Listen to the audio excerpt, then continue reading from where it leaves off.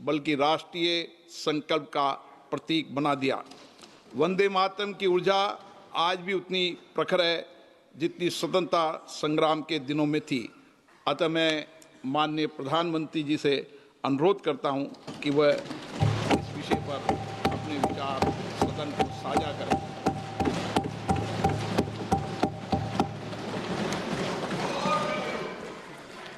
आदरणीय अध्यक्ष महोदय, मैं आपका और सदन के सभी माननीय सदस्यों का हृदय से आभार व्यक्त करता हूं कि हमने इस महत्वपूर्ण अवसर पर एक सामूहिक चर्चा का रास्ता चुना है,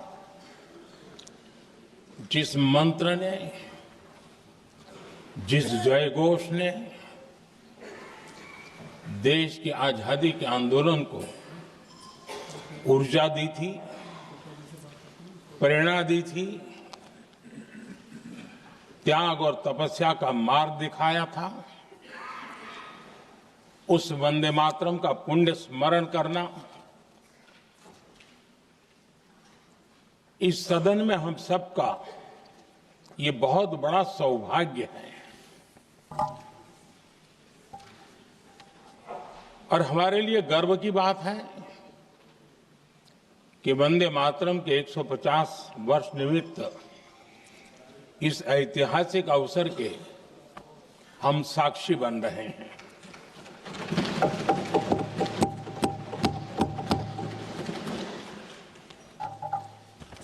एक ऐसा कालखंड जो हमारे सामने इतिहास की अनगिनत घटनाओं को अपने सामने लेकर के आता है। ये चर्चा सदन की प्रतिबद्धता को तो प्रकट करेगी, लेकिन आने वाली पीढ़ियों के लिए भी, दर पीढ़ी के लिए भी ये शिक्षा का कारण बन सकती है अगर हम सब मिलकर के इसका सदुपयोग करें तो। आदरणीय अध्यक्ष जी, एक ऐसा कालखंड है जब इतिहास के कई प्रेरक अध्याय फिर से हमारे सामने उजागर हुए हैं। अभी अभी हमने हमारे संविधान के 75 वर्ष गौरवपूर्व मनाए हैं। आज देश सरदार वल्लभ भाई पटेल की और भगवान बिरसा मुंडा की 150वीं जयंती भी मना रहा है। और अभी अभी हमने गुरु तेग बहादुर के 350वां बलिदान दिवस भी मनाया। और आज हम वंदे मातरम की 150 वर्ष निमित्त सदन की एक सामूहिक ऊर्जा को, उसकी अनुभूति करने का प्रयास कर रहे हैं। वंदे मातरम 150 वर्ष की यात्रा अनेक पड़ावों से गुजरी है, लेकिन आदरणीय अध्यक्ष जी, वंदे मातरम का जब 50 वर्ष हुए तब देश गुलामी में जीने के लिए मजबूर था और वंदे मातरम के 100 साल हुए तब देश आपातकाल की जंजीरों में जकड़ा हुआ था।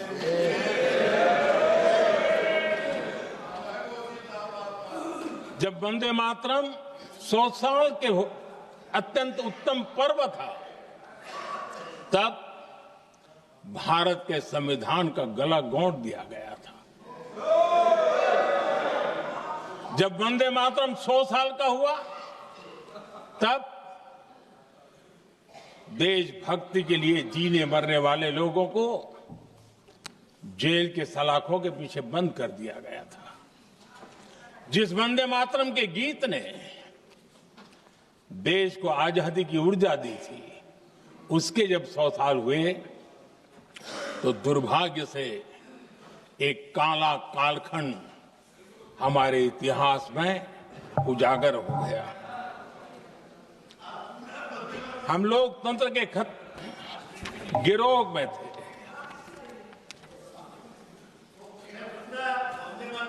आदरणीय अध्यक्ष जी, 150 वर्ष उस महान अध्याय को, उस गौरव को पुनः स्थापित करने का अवसर है और मैं मानता हूं सदन ने भी और देश ने भी इस अवसर को जाने नहीं देना चाहिए। यही वंदे मातरम है जिसने 1947 में देश को आजादी दिलाई। स्वतंत्रता संग्राम का भावात्मक नेतृत्व इस वंदे मातरम के जयघोष में था। आदरणीय अध्यक्ष जी, आपके समक्ष आज जब मैं वंदे मातरम 150 निमित्त चर्चा के लिए आरंभ करने खड़ा हुआ हूं, यहां कोई पक्ष प्रतिपक्ष नहीं है, क्योंकि हम सब यहां जो बैठे हैं एक्चुअली हमारे लिए रण स्वीकार करने का अवसर है कि जिस वंदे मातरम के कारण लक्षावधि लोग आजादी का आंदोलन चला रहे थे और उसी का परिणाम है कि आज हम सब यहां बैठे हैं। और इसलिए हम सभी सांसदों के लिए, हम सभी जनप्रतिनिधियों के लिए वंदे मातरम के रण स्वीकार करने का ये पावन पर्व है।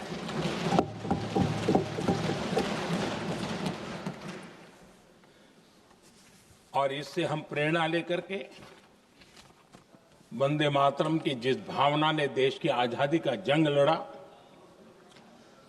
उत्तर दक्षिण पूर्व पश्चिम पूरा देश एक स्वर से वंदे मातरम बोल के आगे बढ़ा। फिर से एक बार अवसर है, आओ हम सब मिल के चले, देश को साथ लेके चले।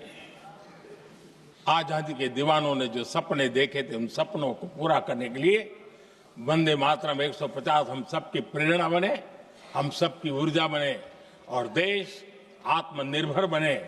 2047 में विकसित भारत बना करके हम रहे, इस संकल्प को दोहराने के लिए ये वंदे मातरम हमारे लिए एक बहुत बड़ा अवसर है। आदरणीय अध्यक्ष जी, दादा तबीयत तो ठीक है ना? नहीं, कभी कभी इस उम्र में हो जाता है। आदरणीय अध्यक्ष जी, वंदे मातरम की इस यात्रा की शुरुआत बंकिम चंद्र जी ने 1875 में की थी और गीत ऐसे समय लिखा गया था जब 1857 के स्वातंत्र संग्राम के बाद अंग्रेज सल्तनत बौखलाई हुई थी, भारत पर भांति भांति के दबाव डाल रही थी, भांति भांति के जुल्म कर रही थी और भारत के लोगों को मजबूर किया जा रहा था अंग्रेजों के द्वारा। और उस समय उनका जो राष्ट्रीय गीत था, गॉड सेव द क्वीन, इसको भारत में घर घर पहुंचाने का एक षड्यंत्र चल रहा था। ऐसे समय बंकिम दा ने चुनौती दी और ईंट का जवाब पत्थर से दिया। और उसमें से वंदे मातरम का जन्म हुआ।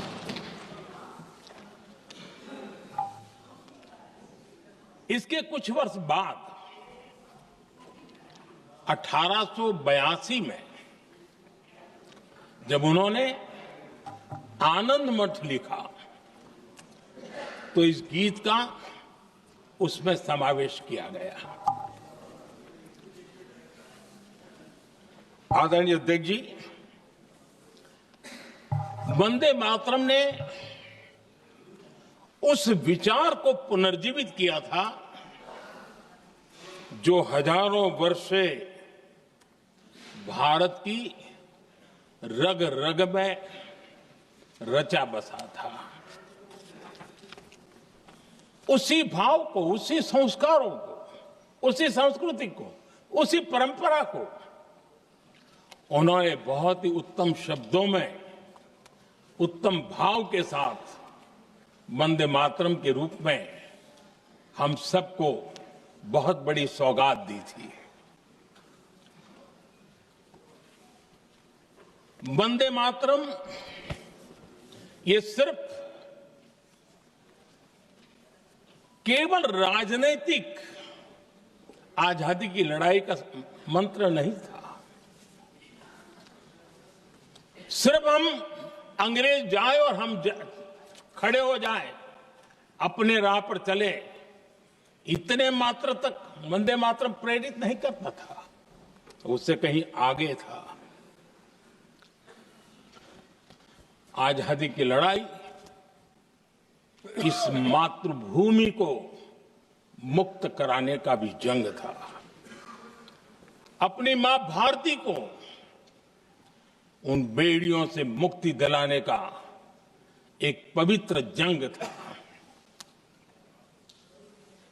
और वंदे मातरम की पृष्ठभूमि हम देखें, उसके संस्कार सरिता देखें,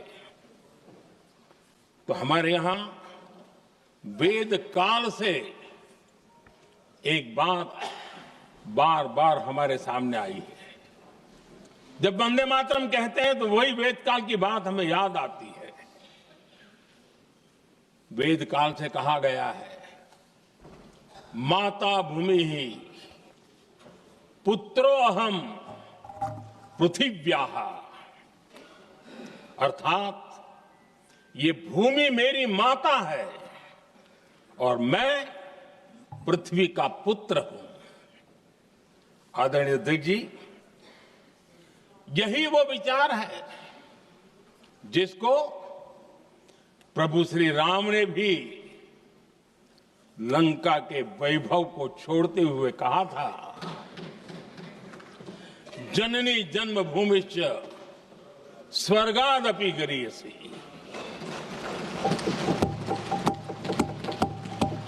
वंदे मातरम यही महान सांस्कृतिक परंपरा का एक आधुनिक अवतार है।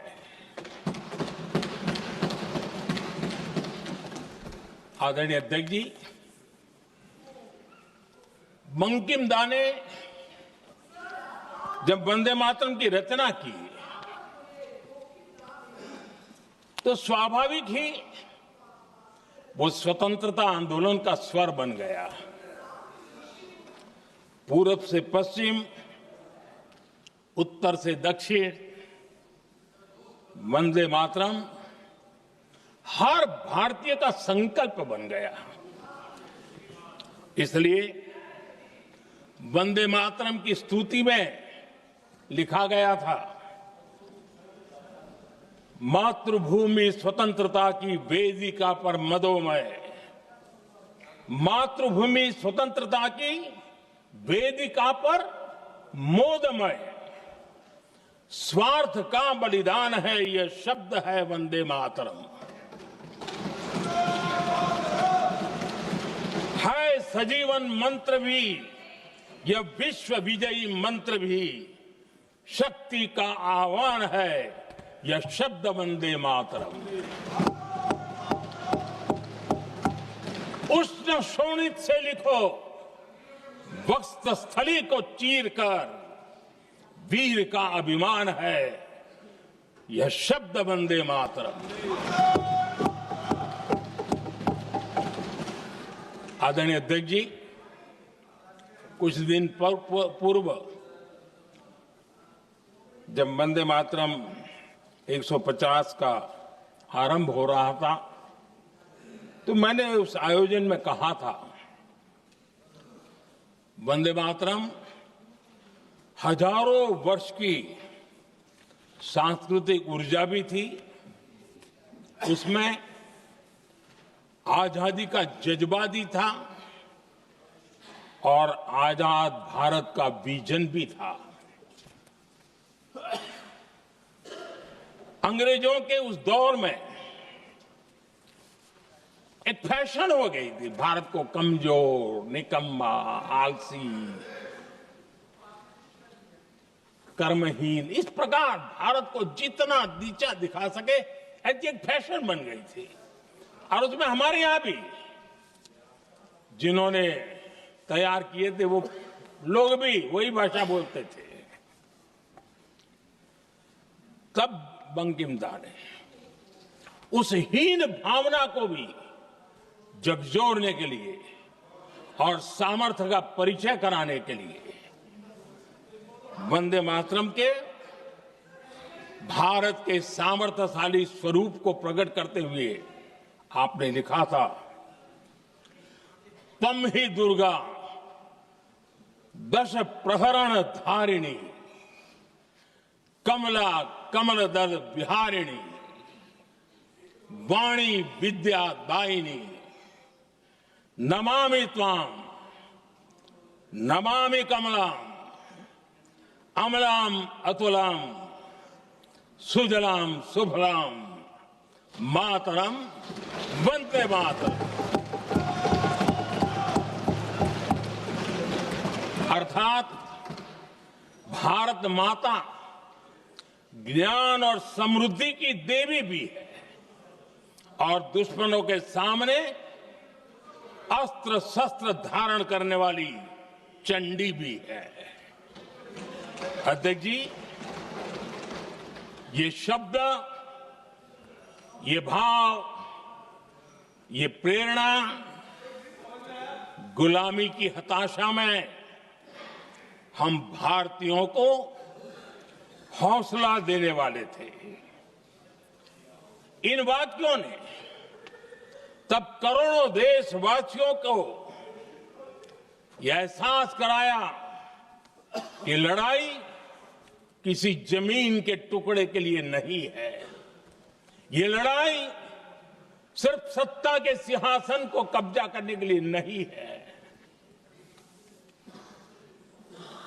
ये गुलामी की बेड़ियों को मुक्त कर हजारों साल की महान जो परंपराएं थी, महान संस्कृति, जो गौरवपूर्ण इतिहास था, उसको फिर से पुनर्जन्म कराने का संकल्प इसमें था।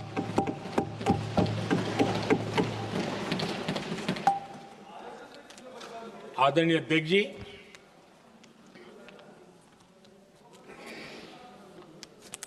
वंदे मातरम, इसका जो जन जन से जुड़ाव था, ये हमारे स्वतंत्र संग्राम की एक लंबी गाथा अभिव्यक्त होती है। आदरणीय अध्यक्ष जी, जब भी जैसे किसी नदी की चर्चा होती है, चाहे सिंधु हो, सरस्वती हो, कावेरी हो, गोदावरी हो, गंगा हो, यमुना हो,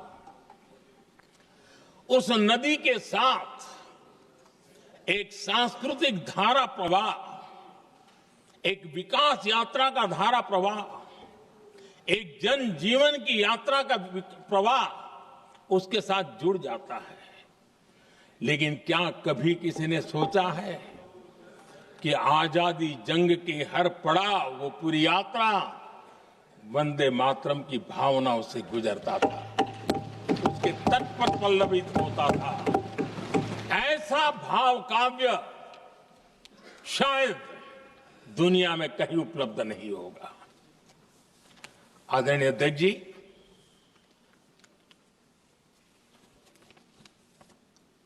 अंग्रेज समझ चुके थे कि 1857 के बाद लंबे समय तक भारत में टिकना उनके लिए मुश्किल लग रहा था। और जिस प्रकार से वो अपने सपने लेकर के आए थे, तब उनको लगा कि जब तक भारत को बांटेंगे नहीं, जब तक भारत को टुकड़ों में नहीं बांटेंगे, भारत में ही लोगों को एक दूसरे से लड़ाएंगे नहीं, तब तक यहां राज करना मुश्किल है। और अंग्रेजों ने बांटो और राज करो इस रास्ते को चुना और उन्होंने बंगाल को इसकी प्रयोगशाला बनाया, क्योंकि अंग्रेज भी जानते थे वो एक वक्त था जब बंगाल का बौद्धिक सामर्थ्य देश को दिशा देता था, देश को ताकत देता था, देश को प्रेरणा देता था। और इसलिए अंग्रेज भी चाहते थे कि बंगाल का ये जो सामर्थ्य है वो पूरे देश की शक्ति का एक प्रकार से केंद्र बिंदु है। और इसलिए अंग्रेजों ने सबसे पहले बंगाल के टुकड़े करने की दिशा में काम किया। और अंग्रेजों का मानना था कि एक बार बंगाल टूट गया तो ये देश भी टूट जाएगा और वो यावत चंद्र दिवाकरो राज करते रहेंगे, ये इनकी सोच थी। 1905 में अंग्रेजों ने बंगाल का विभाजन किया, लेकिन जब अंग्रेजों ने 1905 में ये पाप किया तो वंदे मातरम चट्टान की तरह खड़ा रहा। बंगाल की एकता के लिए वंदे मातरम गली गली का नाद बन गया था और वही नारा प्रेरणा देता था। अंग्रेजों ने बंगाल विभाजन के साथ ही भारत को कमजोर करने के बीच और अधिक बोने की दिशा पकड़ ली थी। लेकिन वंदे मातरम एक स्वर एक सूत्र के रूप में अंग्रेजों के लिए चुनौती बनता गया और देश के लिए चट्टान बनता गया। आदरणीय अध्यक्ष जी, बंगाल का विभाजन तो हुआ, लेकिन एक बहुत बड़ा स्वदेशी आंदोलन खड़ा हुआ और तब वंदे मातरम हर तरफ गूंज रहा था। अंग्रेज समझ गए थे कि बंगाल की धरती से निकला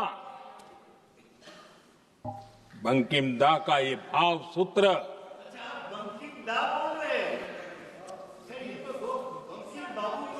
बंकिम बाबू बोले। अच्छा, thank you thank you thank you thank you thank you, आपकी भावनाओं के लिए मैं आदर करता हूं। बंकिम बाबू ने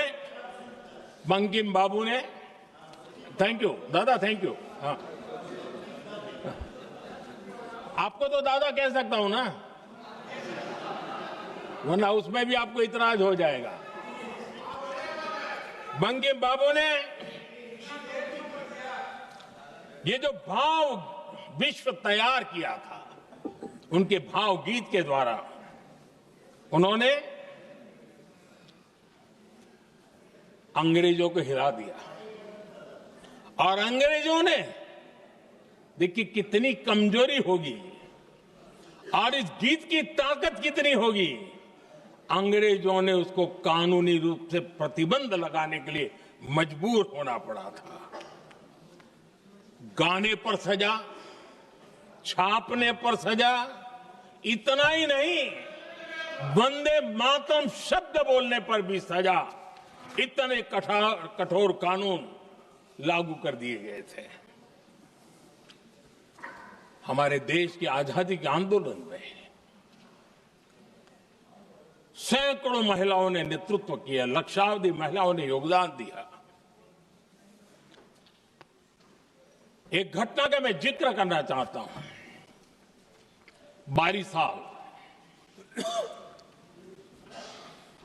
बारिसाल में वंदे मातरम गाने पर सर्वाधिक जुल्म हुए थे। वो बारिसाल आज भारत का हिस्सा नहीं रहा है और उस समय बारिसाल की हमारी माताएं, बहनें, बच्चे मैदान में उतरी थी वंदे मातरम के स्वाभिमान के लिए। इस प्रतिबंध के विरोध में लड़ाई के मैदान में उतरी थी और तब बारिसाल की एक वीरांगना श्रीमती सरोजिनी बोस, जिन्होंने उस जमाने में वहां की भावना को देखिए और उन्होंने कहा था कि वंदे मातरम जो प्रतिबंध लगा है, जब तक ये प्रतिबंध नहीं हटता है मैं अपनी चूड़ियां जो पहनती हूं निकाल दूंगी। भारत में वो एक जमाना था, चूड़ी निकालना यानी महिला के जीवन की बहुत बड़ी घटना हुआ करती, लेकिन उनके लिए वंदे मातरम की वो भावना थी। उन्होंने अपनी सोने की चूड़ियां, जब तक वंदे मातरम प्रतिबंध नहीं हटेगा मैं दोबारा नहीं धारण करूंगी, ऐसा बड़ा व्रत ले लिया था। हमारे देश के बालक भी पीछे नहीं रहे थे। उनको कोड़े की सजा होती थी, छोटी छोटी उम्र में उनको जेल में बंद कर दिया जाता। और उन दिनों खास करके बंगाल की गलियों में लगातार वंदे मातरम के लिए प्रभात फेरियां निकलती थी। अंग्रेजों के नाक को दम कर दिया था। और उस समय गीत गूंजता था बंगाल में, जाए जाबे जीवोनो चोले, जाए जाबे जीवोनो चोले, जोगो तो माजे तोमार काजे वंदे मातरम बोले। अर्थात हे मां, संसार में तुम्हारा काम करते और वंदे मातरम कहते जीवन भी चला जाए तो वो जीवन भी धन्य है। ये बंगाल की गलियों में बच्चे कह रहे हैं। ये गीत उन बच्चों की हिम्मत का स्वर था और उन बच्चों की हिम्मत ने देश को हिम्मत दी थी। बंगाल की गलियों से निकली आवाज देश की आवाज बन गई थी।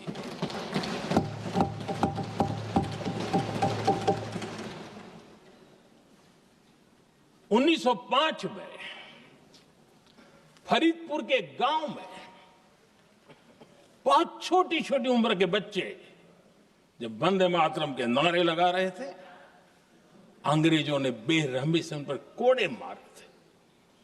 यानी एक प्रकार से जीवन और मृत्यु के बीच लड़ाई लड़ने के लिए मजबूर कर दिया था। इतना अत्याचार हुआ था। 1906 में नागपुर में नील सिटी हाई स्कूल के उन बच्चों पर भी अंग्रेजों ने ऐसे ही जुल्म किए थे। गुनाह यही था कि वो एक स्वर से वंदे मातरम बोल करके खड़े हो गए थे। उन्हें वंदे मातरम के लिए मंत्र का महात्म्य अपनी ताकत से सिद्ध करने का प्रयास किया था। हमारे जांबाज सपूत बिना किसी डर के फांसी के तख्त पर चढ़ते थे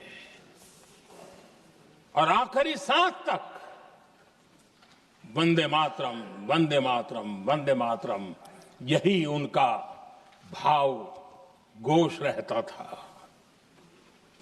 खुदीराम बोस, मदनलाल ढींगरा, राम प्रसाद बिस्मल, अशफाक उल्लाह खान, रोशन सिंह, राजेंद्र नाथ लाहिड़ी, रामकृष्ण बिस्वास, अनगिनत जिन्होंने वंदे मातरम कहते कहते फांसी के फंदे को अपने गले पर लगाया था। लेकिन देखिए, ये अलग अलग जेलों में होता था, अलग अलग इलाकों में होता था।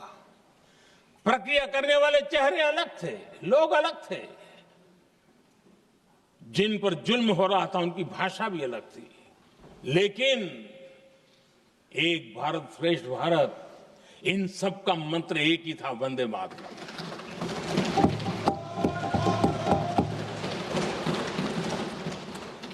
चटगांव की स्वराज क्रांति, जिन युवाओं ने अंग्रेजों को चुनौती दी, वे भी इतिहास के चमकते हुए नाम है। हरगोपाल बाग, पुलिन विकास घोष, त्रिपुर सेन, इन सब ने देश के लिए अपना बलिदान दिया। मास्टर सूर्यसेन को 1934 में जब फांसी दी गई, तब उन्होंने अपने साथियों को एक पत्र लिखा और पत्र में एक ही शब्द की गूंज थी और वो शब्द था वंदे मातरम।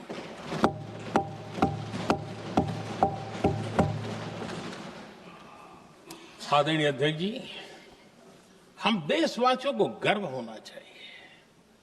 दुनिया के इतिहास में कहीं पर भी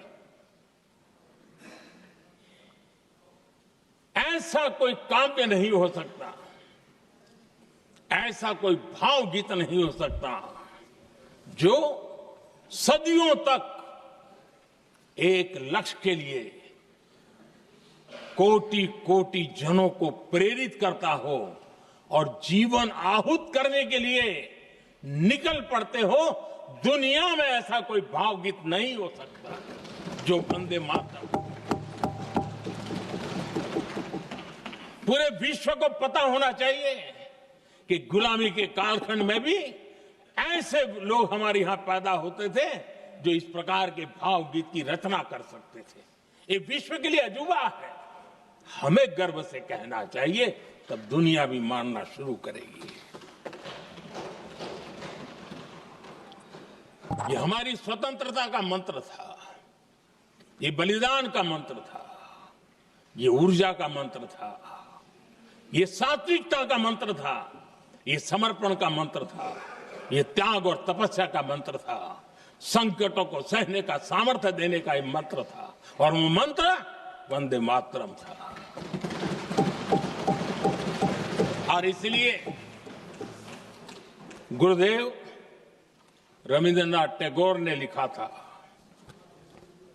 उन्होंने लिखा था, एकी सूत्रे बांधी आछी सोहोस्टोटी मौन, एक ही कार्य सौंपी आछी सहस्त्रो जीवन वंदे मातरम। अर्थात एक सूत्र में बंधे हुए सहस्त्र मन, एक ही कार्य में अर्पित सहस्त्र जीवन वंदे मातरम। ये रविंद्रनाथ टैगोर जी ने लिखा। आदरणीय अध्यक्ष जी, उसी कालखंड में वंदे मातरम की रिकॉर्डिंग दुनिया के अलग अलग भागों में पहुंची और लंदन में जो क्रांतिकारियों की एक प्रकार से तीर्थ भूमि बन गया था, वो लंदन का इंडिया हाउस, वीर सावरकर जी ने वहां वंदे मातरम गीत, और वहां ये गीत बार बार गूंजता था। देश के लिए जीने मरने वालों के लिए वो एक बहुत बड़ा प्रेरणा का अवसर रहता था।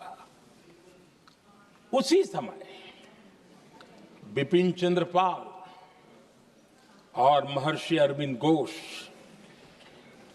उन्होंने अखबार निकाले उस अखबार का नाम भी उन्होंने वंदे मातरम रखा। यानी डगर डगर पर अंग्रेजों की नींद हराम करने के लिए वंदे मातरम काफी हो जाता था और इसलिए उन्होंने इस नाम रखा। अंग्रेजों ने अखबारों पर रोक लगा दी तो मैडम भीकाजी कामा ने पेरिस में एक अखबार निकाला और उसका नाम उन्होंने वंदे मातरम रखा। आदरणीय अध्यक्ष जी, वंदे मातरम ने भारत को स्वावलंबन का रास्ता भी दिखाया। उस समय माचिस की डिबिया, मैच बॉक्स, वहां से लेकर के बड़े बड़े शिप, उस पर भी वंदे मातरम लिखने की परंपरा बनी और बाहरी कंपनियों को चुनौती देने का एक माध्यम बन गया, स्वदेशी का एक मंत्र बन गया। आजादी का मंत्र स्वदेशी के मंत्र की तरफ विस्तार होता गया। आदरणीय अध्यक्ष जी, मैं एक और घटना का जिक्र भी करना चाहता हूं। 1907 में जब वीओ चिदम्बरम पिल्लाई उन्होंने स्वदेशी कंपनी का जहाज बना तो उस पर भी लिखा था वंदे मातरम।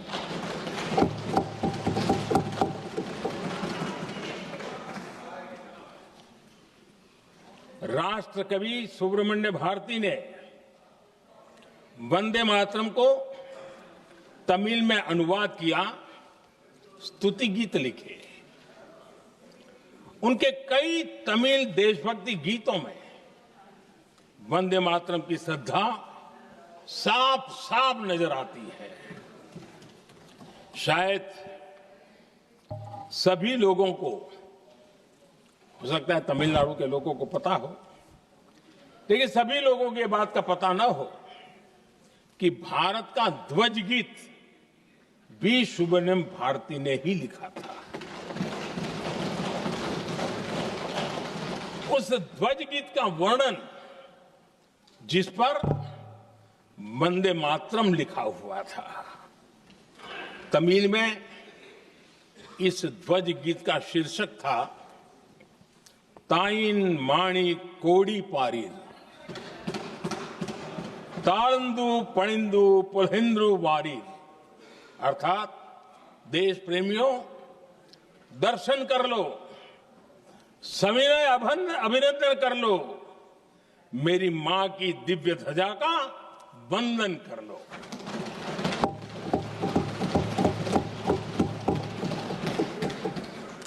आदरणीय अध्यक्ष महोदय, मैं आज इस सदन में वंदे मातरम पर महात्मा गांधी की भावनाएं क्या थी वो भी रखना चाहता हूं। दक्षिण अफ्रीका से प्रकाशित एक साप्ताहिक पत्रिका निकलती थी, इंडियन ओपिनियन, और इस इंडियन ओपिनियन में महात्मा गांधी ने 2 दिसंबर 1905 जो लिखा था उसको मैं कोट कर रहा हूं। उन्होंने लिखा था, महात्मा गांधी ने लिखा था, गीत वंदे मातरम जिसे बंकिम चंद्र ने रचा है, पूरे बंगाल में अत्यंत लोकप्रिय हो गया है। स्वदेशी आंदोलन के दौरान बंगाल में विशाल सभाएं हुई जहां लाखों लोग इकट्ठा हुए और बंकिम का यह गीत गाया। गांधी जी आगे लिखते हैं, ये बहुत महत्वपूर्ण है, वो लिखते हैं, ये 1905 की बात है, उन्होंने लिखा, यह गीत इतना लोकप्रिय हो गया है जैसे ये हमारा नेशनल एंथम बन गया है।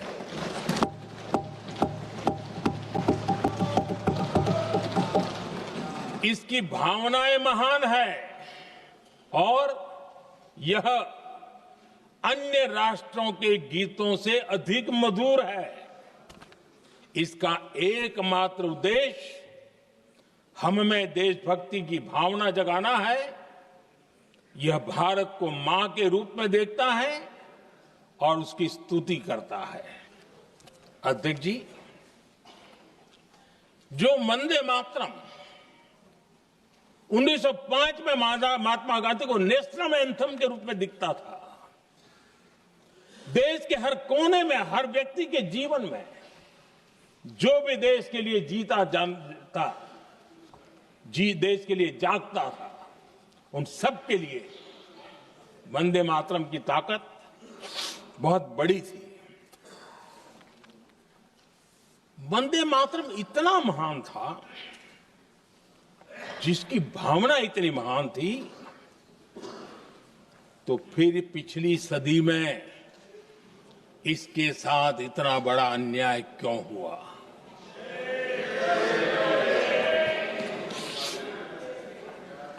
वंदे मातरम के साथ विश्वासघात क्यों हुआ?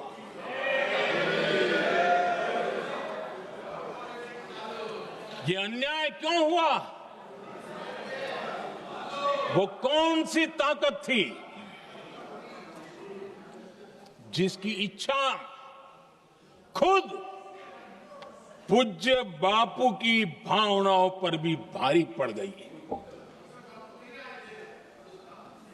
जिसने वंदे मातरम जैसी पवित्र भावना को भी विवादों में घसीट दिया? मैं समझता हूं कि आज जब हम वंदे मातरम के 150 वर्ष का पर्व मना रहे हैं, चर्चा कर रहे हैं, तो हमें उन परिस्थितियों को भी हमारी नई पीढ़ियों को जरूर बताना हमारा दायित्व है, जिससे के वजह से वंदे मातरम के साथ विश्वासघात किया गया। वंदे मातरम के प्रति मुस्लिम लीग की विरोध की राजनीति तेज होती जा रही थी। मोहम्मद अली जिन्ना ने लखनऊ से 15 अक्टूबर 1937 को वंदे मातरम के विरुद्ध का नारा बुलंद किया। फिर कांग्रेस के तत्कालीन अध्यक्ष जवाहरलाल नेहरू को अपना सिंहासन डोलता दिखा। बजाय कि नेहरू जी मुस्लिम लीग के आधारहीन बयानों को तगड़ा जवाब देते, करारा जवाब देते, मुस्लिम लीग के बयानों की निंदा करते,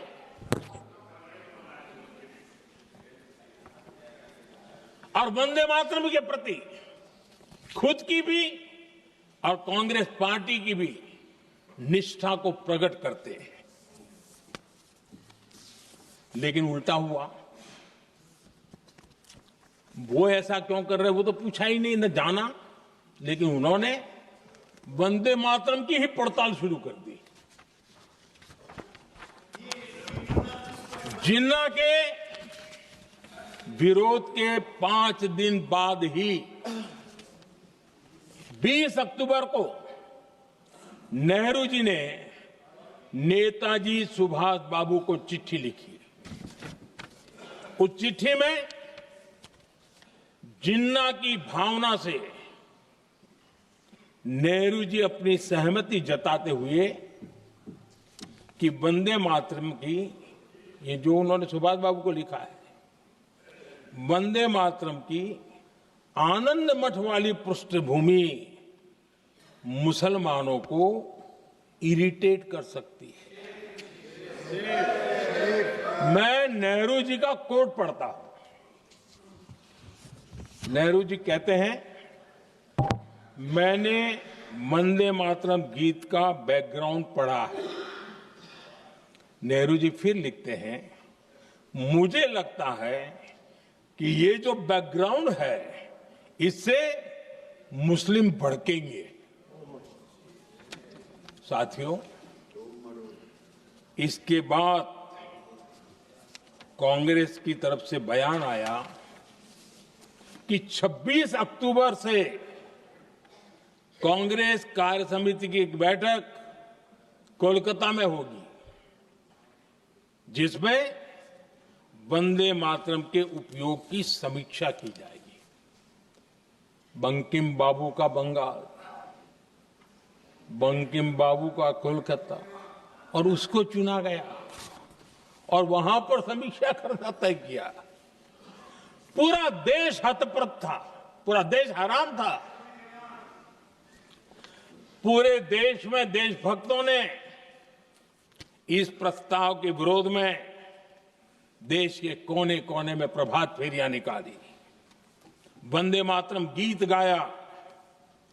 लेकिन देश का दुर्भाग्य कि 26 अक्टूबर को कांग्रेस ने वंदे मातरम पर समझौता कर लिया।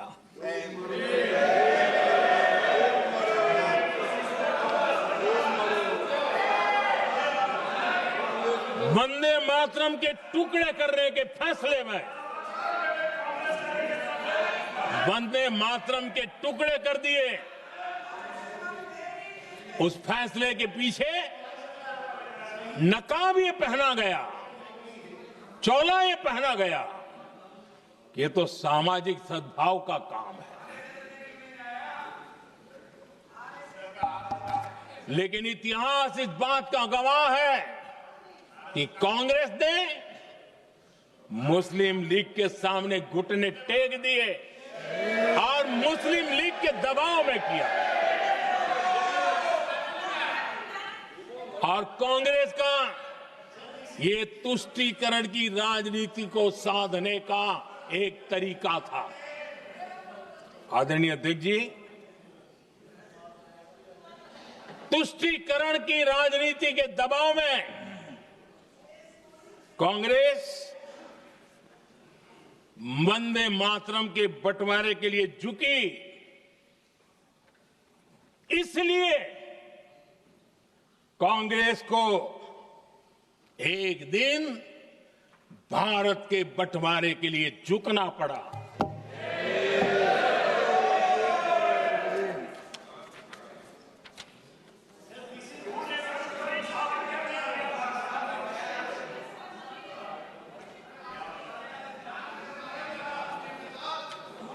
मुझे लगता है कांग्रेस ने आउटसोर्स कर दिया है।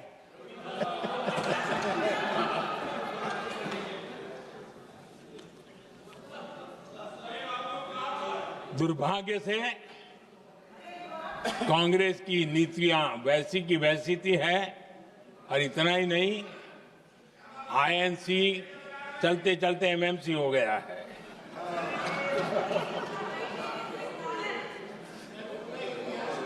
आज भी कांग्रेस और उसके साथी और जिन जिन के नाम साथ कांग्रेस जुड़ा हुआ है, सब वंदे मातरम पर विवाद खड़ा करने की कोशिश करते हैं। आदरणीय अध्यक्ष महोदय, किसी भी राष्ट्र का चरित्र, उसकी जीवटता, उसके अच्छे कालखंड से ज्यादा जब चुनौतियों का कालखंड होता है, जब संकटों का कालखंड होता है, तब प्रकट होती है, उजागर होती है और सत्य अर्थ में कसौटी से कसी जाती है। जब कसौटी का काल आता है, तब ही ये सिद्ध होता है कि हम कितने दृढ़ हैं, कितने सशक्त हैं, कितने सामर्थ्यवान हैं। 1947 में देश आजाद होने के बाद देश की चुनौतियां बदली, देश की प्राथमिकताएं बदली, लेकिन देश का चरित्र, देश की जीवटता वही रही, वही प्रेरणा मिलती रही। भारत पर जब जब संकट आए, देश हर बार वंदे मातरम की भावना के साथ आगे बढ़ा।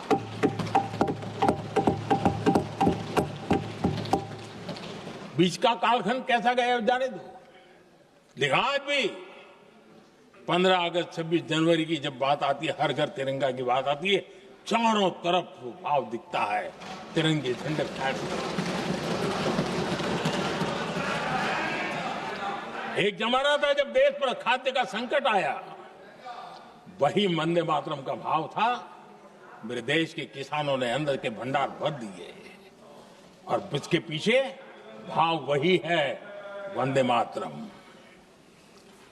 जब देश की आजादी को कुचलने की कोशिश हुई, संविधान के पीठ पे छुरा भोंक दिया गया, आपातकाल थोप दिया गया, यही वंदे मातरम की ताकत थी कि देश खड़ा हुआ और परास्त करके रहा।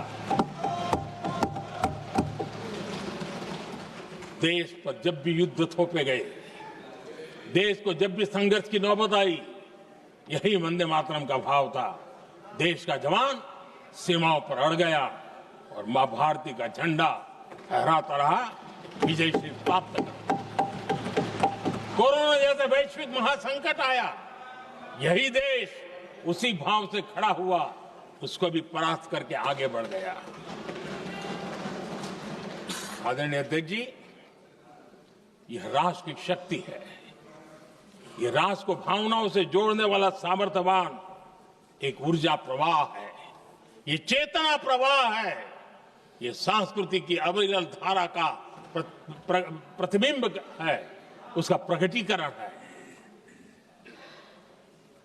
ये वंदे मातरम हमारे लिए सिर्फ स्मरण करने का काल नहीं, एक नई ऊर्जा, नई प्रेरणा का लेने का काल बन जाए, और हम उसके लिए प्रति समर्पित होते चले। और मैंने पहले कहा, हम लोगों पर तो कर्ज है वंदे मातरम का। वही वंदे मातरम है जिसने वो रास्ता बनाया, जिस रास्ते से हम यहां पहुंचे हैं, और इसलिए हमारा कर्ज बनता है।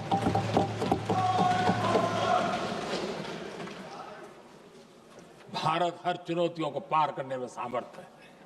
वंदे मातरम के भाव की वो ताकत है। वंदे मातरम ये सिर्फ गीत या भावगीत नहीं, ये हमारे लिए प्रेरणा है। राष्ट्र के प्रति कर्तव्यों के लिए हमें झकझोरने वाला काम है, और इसलिए हमें निरंतर इसको करते रहना होगा। हम आत्मनिर्भर भारत का सपना लेकर के चल रहे हैं, इसको पूरा कर रहे हैं। वंदे मातरम हमारी प्रेरणा है। हम स्वदेशी आंदोलन को ताकत देना चाहते हैं। समय बदला होगा, रूप बदले होंगे, लेकिन पूज्य गांधी ने जो भाव व्यक्त किया था, उस भाव की ताकत आज भी मौजूद है, और वंदे मातरम हमें जोड़ता है। देश के महापुरुषों का सपना था स्वतंत्र भारत का। देश की आज की पीढ़ी का सपना है समृद्ध भारत का। आजाद भारत का सपने को सिंचा था वंदे भारत की भावना है, वंदे मातरम की भावना ने। समृद्ध भारत के सपने को सींचेगा वंदे मातरम की भावना। उसी भावना को लेकर के हमें आगे चलना है, और हमें आत्मनिर्भर भारत बनाना। 2047 में देश विकसित भारत बन के रहे। अगर आजादी के 50 साल पहले कोई आजाद भारत का सपना देख सकता था, तो 25 साल पहले हम भी तो समृद्ध भारत का सपना देख सकते हैं, विकसित भारत का सपना देख सकते हैं, और इस सपने के लिए अपने आप को खपा भी सकते हैं। इसी मंत्र, इसी संकल्प के साथ वंदे मातरम हमें प्रेरणा देता रहे। वंदे मातरम का हम रण स्वीकार करें, वंदे मातरम की भावना को लेकर के चले, देशवासियों को साथ लेकर के चले, हम सब मिलकर के चले, इस सपने को पूरा करें। इसी एक भाव के साथ ये चर्चा का आज आरंभ हो रहा है। मुझे पूरा विश्वास है कि दोनों सदनों में देश के अंदर वो भाव भरने वाला कारण बनेगा, देश को प्रेरित करने वाला कारण बनेगा, देश की नई पीढ़ी को ऊर्जा देने का कारण बनेगा। इन्हीं शब्दों के साथ आपने मुझे अवसर दिया, मैं आपका बहुत बहुत आभार व्यक्त करता हूं। बहुत बहुत धन्यवाद।